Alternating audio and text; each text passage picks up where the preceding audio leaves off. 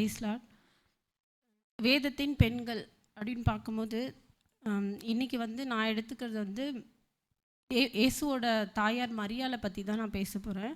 தேவன் வந்து ஒரு பெரிய விஷயத்தை வந்து செய்ய போகிறாரு அப்படின்னா பெரிய பெரிய ஆளுங்களை தான், கனம் பொருந்தியவர்களை தான் வந்து தேர்ந்தெடுப்பார் அப்படின்னு கிடையாது.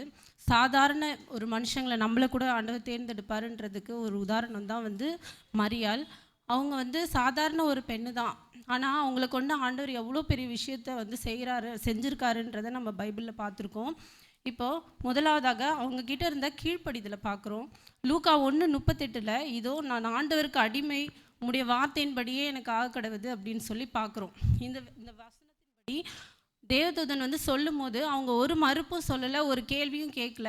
ஆண்டவருக்கு அவங்கள ஒப்பு கொடுத்து அவங்களோட கீழ்ப்படிதலை அங்கே காமிக்கிறாங்க.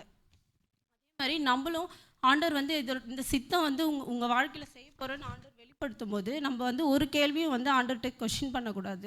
நம்ம வந்து அதுக்கு வந்து ஒப்பு கொடுக்கணும் நம்மளை. ரெண்டாவதாக அவங்களோட நம்பிக்கையை பார்க்குறோம். லூக்கா 1:45 விசுவாசித்தவளே பாக்கியவதி அப்படின்னு சொல்லி பார்க்குறோம். தேவன் வந்து சொன்ன வார்த்தையை வந்து அவங்க வந்து நிறைவேறும் அப்படின்னு சொல்லி அவங்க வாழ்க்கையில் நம்பினாங்க. அவங்க வந்து அவங்களோட சூழ்நிலைமை ரொம்ப கஷ்டமான சூழ்நிலைமை, ஆனாலும் ஆண்டவர் வந்து அவங்களோட திட்டத்தை வந்து நம்மளுடைய வாழ்க்கையில் நிறைவேற்றுவார் அப்படின்னு சொல்லி அவர் நம்பினாங்க. மூணாவதாக மரியாள் கிட்ட இருந்த தாழ்மையை பார்க்குறோம். லூக்கா 1:48 அவர் தம்முடைய அடிமையின் தாழ்மையை நோக்கி பார்த்தார் அப்படின்னு சொல்லி பார்க்குறோம். மரியாளுக்கு வந்து இப்படி ஒரு பெரிய ஆசீர்வாதம் கிடைச்சோம், அவங்க வந்து பெருமைலாம் படலை. அவங்க வந்து அவங்களோட தாழ்மையை வந்து அவங்க வெளிப்படுத்தினாங்க. அவங்க தாழ்மையாக தான் இருந்தாங்க. அதே மாதிரி நான்காவதாக பொறுமையாக பார்க்குறோம். ரோமர் 12:12 உபத்திரவத்திலே பொறுமையாக இருங்கள், ஜபத்திலே உறுதியாக இருங்கள் அப்படின்னு பார்க்குறோம்.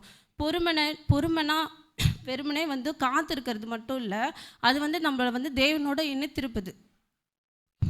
சிலுவையில் ஆண்டவர் வந்து தொங்கும் போது மரியாள் வந்து அந்த சிலுவையில் கீழே இருந்து அவங்க வந்து ஒரு படுற வேதனை எல்லாம் பார்க்குறாங்க.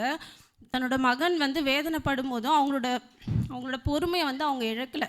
ஆண்டோட திட்டத்தை வந்து அவங்க அறிந்து அவங்க பொறுமையோடு காத்திருந்தாங்க.